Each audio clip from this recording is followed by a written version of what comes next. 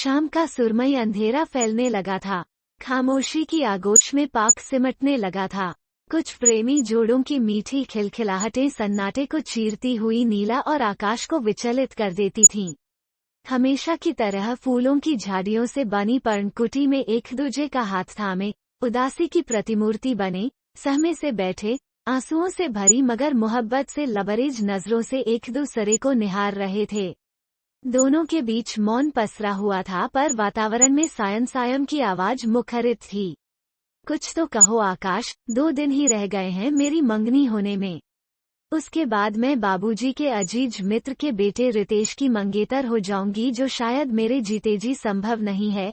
नीला के हृदय से निकले इन शब्दों ने आकाश के हृदय को चीर कर रख दिया। शायद यही हमारी नियति है, वरना इन 6 महीनों में क्या मुझे एक छोटी मोटी नौकरी भी नहीं मिलती। पिताजी के गुजर जाने के बाद किसी तरह ट्यूशन आदि करके अपनी MBA की पढ़ाई पूरी की और नौकरी की तलाश में लग गया। नौकरी तो नहीं मिली, लेकिन बड़े भाई की दया पर जीने के लिए मजबूर होकर भाभी की आंखों की किरकिरी बन गया हूँ। ऐसे में तुम ही कहो न, मैं क्या करूँ? केवल प्यार के सहारे तो जीवन नहीं चलता है, बेरोजगारी के माहौल में झुलस जाएंगे। फूलों की सेज पर पली राजकुमारी को अपने साथ ठोकर खाने के लिए मैं कोई ऐसा वैसा कदम भी नहीं उठाना चाहता। मेरी मानो तो तुम रितेश से शादी कर लो। आकाश के स्वर रुक रुक कर निकले थे। नहीं आकाश, तुम ऐसा कैसे कह सकते हो? मेरा जीवन तुम में बस गया है और जीवन के बिना क्या कोई जीवित रह पाया है। मेरी समझ से कल हम इस शहर को छोड़कर दिल्ली चले जाएंगे। वहाँ मेरी बचपन की सहेली नीता रहती है, जो हमारे रहने की व्यवस्था करेगी। मैंने उससे बात कर ली है। उसके पति 1 महीने के लिए अमेरिका गए हैं। उनके आने तक हम वहीं रहेंगे। उसी बीच हम कुछ न कुछ इंतजाम कर ही लेंगे। मैंने कुछ रुपए भी जोड़ रखे हैं। पहले हम यहाँ से निकलें तो। तुम्हारे कहने का मतलब यह है कि हम यहाँ से कायरों की तरह भाग जाएं? मेरा मन यह रास्ता कभी स्वीकार नहीं करेगा। नीला रोती हुई बोली, अगर तुम्हें नौकरी मिल भी जाती है, तो भी मेरे घर वाले तुम्हारे साथ मेरा रिश्ता करने के लिए तैयार नहीं होंगे। जिस जाति के लोग नौकर बनकर आज तक हमारी सेवा कर रहे हैं, मजाल है कि वे कभी हमारी बराबरी में बैठने का साहस करके हमसे ऊंचे स्वर में बात करें। उसी जाति के लड़के को वे इस जन्म में तो क्या, अगले 100 जन्मों में भी अपना दामाद स्वीकार नहीं करेंगे। ब्राह्मण की लड़की कुर्मी जाति के लड़के से प्यार करके शादी करने का दुस्साहस करे, तुम क्या समझते हो वे स्वीकार करेंगे? मुझे जीते जी काट-कूट कर गाड़ देंगे। मैंने नीता की मदद से सारा इंतजाम कर लिया है। कल रात को हम दिल्ली के लिए रवाना हो जाएंगे। अब तुम मुझे स्टेशन पर ही मिलोगे। पार्लर जाने के बहाने मैं घर से निकलकर सीधे वहीं चली आऊंगी, और आकाश के साथ नीला पार्क से निकल गई। सच में प्रेम का आगमन जीवन का अर्थ तो बदलता ही है, नाते रिश्तों के तमाम बंधनों से मुक्त भी कर देता है। दूसरे दिन अपने आकाश के साथ नीला ने माँ के नाम संदेश छोड़ते हुए बचपन की दहलीज छोड़ दी। संदेश यूं था, मेरे प्यार को किसी तरह आप लोग अपनाते नहीं और मैं आपकी पसंद को जीते जी स्वीकृत नहीं करती। मेरे समक्ष यही विकल्प था कि हम कहीं दूर जाकर अपने सपनों में रंग भरते हुए दुनिया बसा लें। आकाश मुझे नहीं, मैं आकाश को भगा कर लिए जा रही हूँ। सवर्णों से लड़ने की इतनी हिम्मत उसमें कहाँ? पुलिस आदि के चक्कर में पड़े तो आप लोग अपनी ही रुसवाई करवाएंगे। हम दोनों बालिग हैं, कानून या समाज हमारा कुछ नहीं बिगाड़ सकता। मेरी इस धृष्टता को क्षमा करिएगा। कभी प्यार से हमें अपनाया तो ठीक है, वरना अपनी इकलौती बेटी को भूलकर मेरे दोनों भाइयों के साथ सुखी रहिएगा, माँ। दिल्ली पहुंचकर नीता की सहायता से कोर्ट में आकाश के साथ शादी कर ली तो नीला को ऐसा प्रतीत हुआ कि जैसे सारी दुनिया ही सिमटकर उसकी बाहों में आ गई हो। कुछ हफ्तों के अंदर ही नीला और आकाश ने नीता को हृदय से आभार प्रकट करते हुए एक रिहायशी इलाके में अपना आशियाना ढूंढ ही लिया। 3री मंजिल पर एक कमरे के फ्लैट में नीला और आकाश की प्यार भरी गृहस्थी रच बस गई तो नौकरी की तलाश करना दोनों का जुनून बन गया। सुबह होते ही जैसे तैसे खाना बनाकर डब्बे में पैक करके दोनों ही नौकरी की खोज में निकल जाया करते थे। मेहनत रंग लाई। नीला को एक 5 सितारा होटल में रिसेप्शनिस्ट की नौकरी मिल गई। असीम सौंदर्य की मलिका होने के साथ वो अति प्रतिभाशाली भी थी। फर्राटेदार अंग्रेजी भी बोल लेती। होटल का मैनेजर तो नीला की शालीनता से इतना प्रभावित हुआ कि उसने जो भी अपनी मांग और शर्त रखी बेझिझक उस पर स्वीकृति की मुहर लगा दी। नीला को नौकरी मिलने से आकाश को खुशी नहीं हुई। नौकरी मिलने का कारण उसने नीला की प्रतिभा से ज्यादा उसके सौंदर्य को समझा।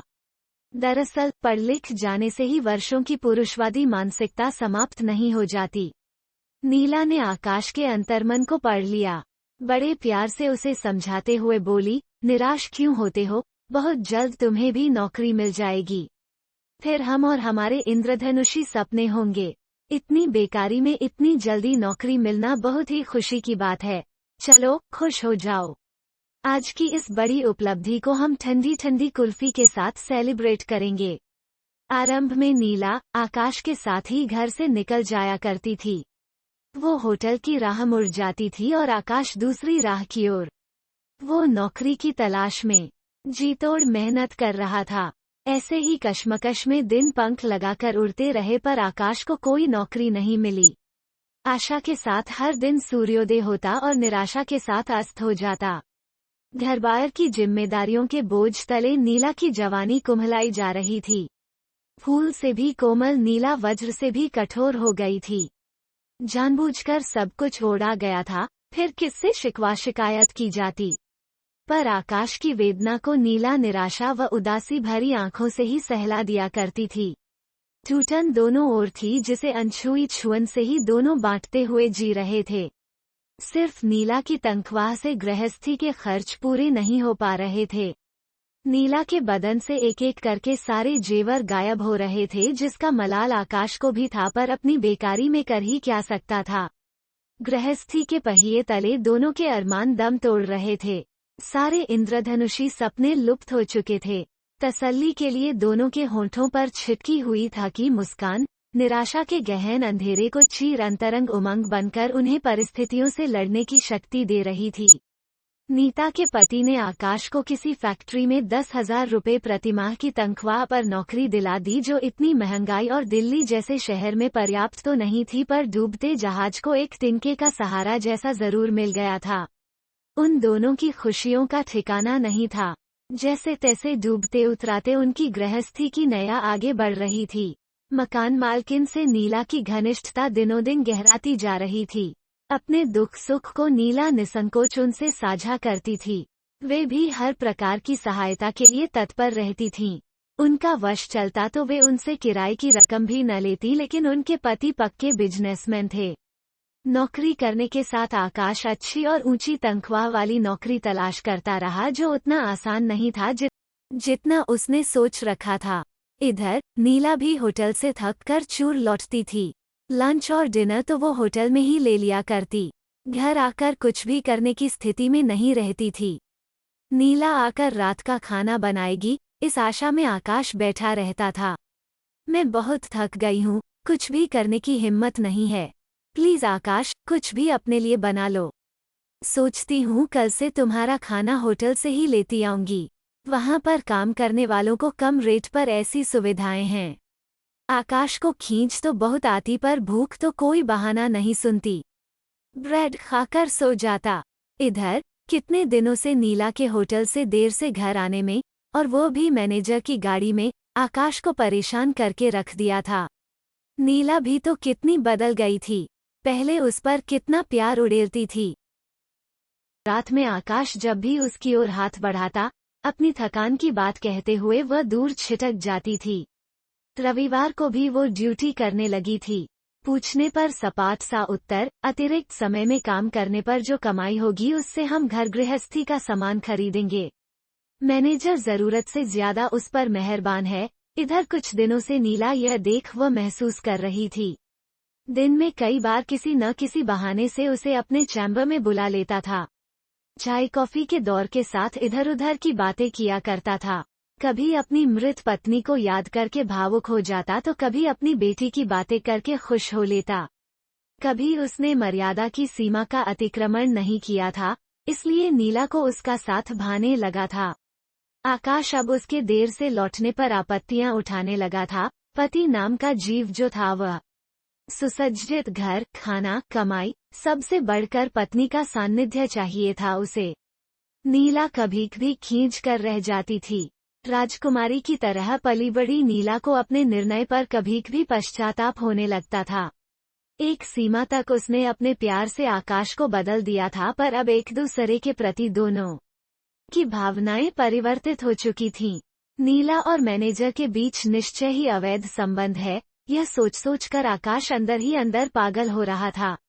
नीला के सहयोग न करने के बावजूद उसके शरीर से जबरदस्ती करने में बड़ी आत्मसंतुष्टि मिलती थी उसे। आपसी मनमुटावों ने आए दिन तू में मैं का रूप अख्तियार कर लिया था। अब घर लौटकर आने में भी नीला को कोई आकर्षण नहीं रह गया था। उसे मैनेजर का संगसौथ भाने लगा था। मन लायक नौकरी नहीं मिलने के कारण आकाश का रौद्र रूप नीला को सहमा कर रख देता था। सारी मर्यादाओं की सीमा का अतिक्रमण करते हुए एक दिन उसने नीला पर हाथ उठा दिया तो किसी घायल शेरनी की तरह उसने भी आकाश को नहीं बख्शा। उस दिन उसने होटल में रात की ड्यूटी ले ली। युद्ध का अखाड़ा बने उस प्यार के आशियाने में लौटने की उसकी जरा सी भी इच्छा नहीं हुई। नीला को रुके देखकर मैनेजर भी होटल में ही रुक गया। रात के सन्नाटे में मैनेजर ने नीला का सान्निध्य चाहा तो चीखने चिल्लाने के बदले नीला ने बड़ी शालीनता से उन्हें समझा दिया। माना कि आकाश को जीवनसाथी बनाना मेरा हद तक पागलपन था। बारात नहीं आई, 7 फेरे क्या, कोई रस्म नहीं हुई। माँ के गले लिपट कर रोई नहीं। उनकी कोख को लज्जित करते हुए चोर की तरह बाबुल की दहलीज से भाग निकली। उसके प्यार और विश्वास के सहारे ही तो इतना बड़ा कदम उठा सकी थी। सर, दिल का वह भी इतना बुरा नहीं है। बस हमारा समय खराब है। कितनी तकलीफ उठाकर बाधाओं से लड़कर उसने इतनी ऊंची डिग्री ली थी, पर उस डिग्री का हुआ क्या। बेरोजगारी का दावानल सारे देश में फैला हुआ है, जिसमें झुलस रहे हैं आकाश जैसे युवकों के सपने। हर क्षेत्र में अमरबेल की तरह पसरी हुई राजनीति ने युवकों का सर्वनाश करके रख दिया है। जिस दिन आकाश अपनी बेकारी पर विजय प्राप्त कर लेगा, उसके योग्य उसकी पसंद की नौकरी मिल जाएगी। हमारा 6 सा आशियाना खूबसूरत जहां बन जाएगा। हम उसके राजा रानी बनकर चांद तारे पकड़ेंगे। लेकिन कब तक, कह नहीं सकती। सर, आप बहुत अच्छे हैं। आपको एक से एक सहगामिनी मिल जाएंगी। आपके आकर्षण पाश में मैं भी बंधी हूँ। एक बार आप हाथ बढ़ाएंगे, मैं किसी लता की तरह आपसे लिपट जाऊंगी। फिर वो हो जाएगा जिसे कदापि नहीं होना चाहिए। प्लीज सर, शरीर प्राप्ति के लिए हमारी दोस्ती को दांव पर न लगाइए, कहकर नीला ने अपनी हथेलियों में मुंह को छिपा लिया और फूट फूट कर रो पड़ी। दोनों के बीच समय मूक बना रहा। बेकारी के भूल भुलैये में एक पत्नी ने अपनी अस्मिता की गरिमा को खोने नहीं दिया था। यह बेकारी के मुंह पर एक बहुत बड़ा तमाचा था। अपनी पीठ पर छुअन का एहसास होते ही नीला ने चौंक कर सिर उठाया। मैनेजर के मुख से रुक रुक कर निकलता स्वर उसके कानों में अनमोल बूंदों को टपका रहा था। मेरी इस अक्षम्य गलती को क्षमा कर देना, नीला। बेहद सुंदरता व असीम प्रतिभा की स्वामिनी का इतना मर्यादित रूप मैंने जीवन में पहली बार देखा है। शिखर सी ऊंची तुम्हारी मानसिकता पर मुझे गर्व है। तुमने मुझ भटके को राह दिखाई, तो क्या मैं तुम्हारे लिए कुछ कर नहीं सकता। सुनो, कल तुम आकाश को साथ लाना। होटल का पूरा एडमिनिस्ट्रेशन कल से वही संभालेगा। रहने को फ्लैट, गाड़ी व सारी सुविधाएं तुम दोनों को मिलेंगी। तुम्हारे जीवन से अंधेरे के एक एक कतरे को खींचकर मैं रोशनी भर दूंगा। होटल के मालिक होटल की सारी जिम्मेदारी मुझे सौंपकर अपने बेटे के पास अमेरिका जा चुके हैं। मैं जो चाहूं करूं। कसौटी पर कसे ऐसे खरे सोने मिलते कहाँ हैं। यह एक दोस्त को एक दोस्त का प्यार भरा तोहफा होगा। निसंकोच होकर नीला ने होटल मैनेजर की बाहों को थाम लिया। वहां कोई वासना नहीं थी। इस छुअन से स्नेह, प्यार, मनोहार, विश्वास छलक रहा था। कहीं दूर सूर्य की स्वर्णिम किरणें बिखर रही थीं। उनके साथ नीला के भी जीवन के अंधेरे का अंत हो चुका था। जितना हो सके पढ़े लिखे बेकारों का मार्गदर्शन करके उनका हौसला बढ़ाएगी वह। घने घिरे बादलों में उनको क्षितिज तलाशने में किसी दामिनी की तरह सभी हताश लोगों का मार्ग प्रशस्त करने की कोशिश करेगी। इस निश्चय के साथ ही नीला उत्सुक होकर अपने आकाश की बाहों में सिमटने के लिए जल्द से जल्द घर पहुंचने को बेचैन हो उठी। उसका पोपोर आकाश के प्यार में ध्वनित प्रतिध्वनित हो रहा था।